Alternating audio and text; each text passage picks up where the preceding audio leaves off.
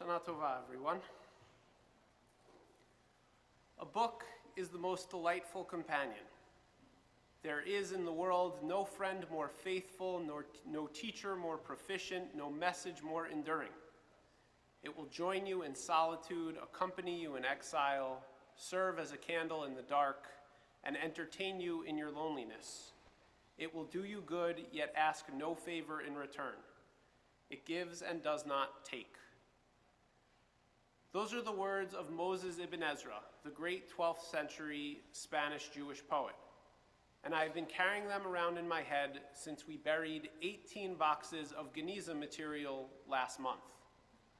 When Jewish books, texts, and ritual items are no longer usable, our tradition guides us as to how we must properly and respectfully treat these items. We source this practice to Maimonides, writing in the 12th century, although certainly he was codifying traditions that predated him by centuries. All the Holy Scriptures and their exegesis and commentaries must not be burned or otherwise willfully destroyed. In the case of a Torah scroll that has become worn or unfit for use, it should be placed in an earthenware container and buried next to a Torah sage. The practice of how we put a Torah to rest becomes the standard for all sacred objects. We bury them. In our case, in a dedicated plot in the Newburyport Hebrew Cemetery, which is referred to as a Genizah. 18 boxes seems like an extraordinary amount, but earlier in the year, the staff and students of Hebrew College took part in a much larger Genizah process. Hebrew College moved to a new campus in January, and while it's a beautiful new facility, the GAN library hosted by the school was forced to downsize for the move, drastically. Its collection of Jewish texts, nonfiction and academic books, Israeli literature, journals, magazines, cookbooks, and so much more needed to be whittled down from over 100,000 items to close to 10,000. To see a collection so thoughtfully curated get taken apart was both intense and heart-wrenching. After the books that the school would be taking with them to the new library were set aside, faculty, booksellers, local nonprofits, and educational institutions carted off books dozens or even hundreds of boxes at a time. Finally, students and alumni could pick from what was left to take home to our own personal libraries. Yet even after that, there were still thousands of books left on the shelves, too outdated, worn out, or arcane for anyone to want to give them a new home. These books would be donated or recycled by the truckload. Before that could happen, however, the students and faculty needed to go thoroughly through the entirety of the remaining collection and take out anything left on the shelf that should go to Genizah: Sidurim, Chumashim, Machzors, Talmudic texts, and commentaries. Doing this work really appealed to me, partially because I felt I owed this library something. I would go to the library when I needed a break from my studies, and I found comfort in the ability to wander aimlessly surrounded by books, awed by the vast amounts of knowledge stored there, and occasionally jolted by the thrill of a random discovery. Those same stacks also sheltered a hidden comfy chair where I would study my weekly Torah reading in between classes, and more often than not, grab a quick nap. I also need to come clean and say that much to Mac's dismay, I was still hoping to find diamonds in the rough amidst the remnants on the shelves. More books to round out my own rabbinic library. Don't shake your head at me. Perusing a floor-level shelf, checking for Genizah items, I came across a slim, nondescript, aged, hardbound book. There was no information on the spine of the book, so I took it off the shelf and opened it up. It was a copy of Abraham Joshua Heschel's The Sabbath, his ode to Shabbat and its value to the Jewish people, first published in 1951. I love this book, and it is on my recommended Jewish reading list for everyone. From those first expressing an interest in Judaism to each and every one of you hearing these words. But I already own a copy, and I didn't need this worn duplicate. It wouldn't be considered worthy of Genizah burial, and so it was destined for some unknown and probably less dignified end. As I was about to put it back on the shelf, however, I took a closer look at the title page. It turned out this was a first edition. More striking, however, was the scribbled signature on the top of the page. Not quite decipherable to me, but it certainly looked like I recognized the name Abraham. I immediately called over the school's dean, Rabbi Dr. Dan Judson, who took a photo of the signature and sent it to Heschel's daughter, Dr. Susanna Heschel, who later confirmed it was her father's signature.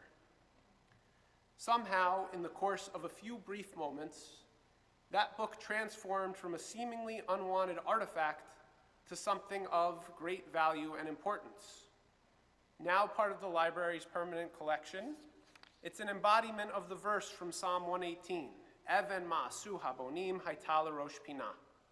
The stone that the builders rejected has become the cornerstone. I cannot articulate or explain why that should be. You can readily find used copies of the Sabbath for less than $5. The fact that this copy had been read by scores or even hundreds of people over its 70-year life likely decreased its value and utility. Yet the fact that the author himself had held this copy in his hands, had left his mark on these very pages, that made it something special. I have my own complex history with the Sabbath. The copy that we have in our home is one we bought when Mac began her conversion process. We have both read it. I have also loaned it out several times with the explicit condition that I expect it back. That is a learned lesson. The first copy I ever owned was given to me by my rabbi as I prepared to go off to college. He inscribed it with a message whose words I can't recall, but I know inspired me at the time. So much so that I made it my mission to share the book with others. I lent that copy to a friend my senior year of college and have not seen it in close to 15 years. I love the copy that Mac and I share now, but I wish I had my original too, and its inscription as I set off on my rabbinic path. The journeys that books have taken, the way they pass through hands and generations, imbue them with significance and meaning. Despite the fact that so much Jewish text is available digitally, physical books create a connection that words on a screen simply cannot. As a result, the Genizah burial we performed was much more emotionally charged than I expected it to be. Ron Pressler shared that he was tempted to reach in and rescue one of the books, an old Tanakh that held a special place in his heart and memories. Sue Mandel shared that her family Haggadot, long ago replaced and now unused, still held the memories of their seders and the guests that she and Bob had welcomed into their home over the years. It remains challenging to settle on the right vocabulary to describe the items that we buried. They included chumashim, sidurim, and machzorim that had been used for decades, sets of talis and tefillin that were treasured bar mitzvah gifts. They weren't unwanted, unloved, or unappreciated. They had sustained our congregation for years. We weren't getting rid of them. Yet storing these items indefinitely on a shelf didn't feel right either. Unfortunately, there is very little practical use for prayer books with outdated translations and tiny fonts. Cracked and misshapen tefillin boxes or moth-eaten talises are not ritually usable. We also needed to literally and figuratively create space for our shul and our community to exist in the present and look toward the future, to be able to house books that speak to us in this moment. We want to hold Jewish history without becoming a museum of the past. So we made tough decisions, and we made them together. We kept one copy of every distinct prayer book, Bible, and Machzor to add to the synagogue library.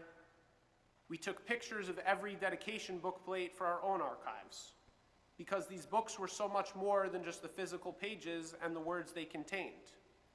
They contained people and family stories, love, honor, and memory. And the respect and reverence which this community added to the proceedings was exceptional.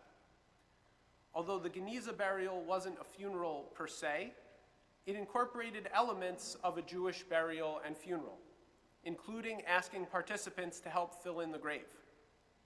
On that Sunday in late August, no one left until the grave was completely filled back in. Because this ceremony didn't reflect a loss any one of us was feeling acutely, we all shared the sense of loss equally and took personal accountability for treating our history with the care and compassion it deserved. This process also helped reinforce that the value of our sacred texts and objects far exceeds utilitarian or monetary worth. To help articulate why that is, I want to reflect on one item I found left on the shelves of the Hebrew College Library and one we found hidden away in the cabinets of the small sanctuary downstairs. The first is this high holiday Machzor. Other than the fact that it is pocket-sized, I don't think it has much going for it. It doesn't contain the full liturgy for Rosh Hashanah or Yom Kippur. The font is tiny, and the translation is outdated. There's not a single explanatory note or reflective reading in here. This is not a book with practical value in 2023. Yet for tens of thousands of Jewish soldiers, this Machzor was a lifeline. Printed by the Jewish Welfare Board in the early 1940s, this tiny booklet allowed Jews serving in the U.S. Armed Forces to stay connected to their faith and their people during World War II. Imagine a young Jewish soldier serving on the Western Front, surrounded by the horrors of the battlefield and the atrocities his people are experiencing throughout Europe. Imagine using this Machzor to ask to be inscribed in the Book of Life, to say Yizkor for your own fallen brothers in arms, or to recite the Unatana Tokef, wondering who will be condemned to die by fire and who by water. Which brings me to the other, very different book I want to highlight this morning. This is a volume of the Babylonian Talmud, printed in Vilna, Lithuania in 1908. The Vilna edition of the Talmud, its typeset, pagination, and layout remain the standard bearer in Jewish study to this day. This book is certainly not pocket-sized, and this is just one volume of 18. The full set takes up an entire cabinet in the small sanctuary. Each volume on the title page is stamped with Green's Jewish Bookstore, 1 Causeway Street, Boston, in Yiddish at the bottom of the page, and Congregation Ahavas Achim, Newburyport, Mass, spelled out in Hebrew on the top of the page. I couldn't venture a guess as to the last time any of them were used for practical study. Certainly, this is not what I would turn to if I needed to look something up in the Talmud. But I would never, in good conscience, allow these books to go into the Genizah. In the 1940s, hundreds of thousands of Jews were living in displaced person camps in Western Europe. The US government agreed to print a full 16-volume edition of the Talmud in Germany to be distributed amongst the inhabitants of the DP camps, who were eager to return to the bedrocks of Jewish communal life, including Talmud study. These Talmuds would also serve as a sign of the persistence and resilience of the Jewish community.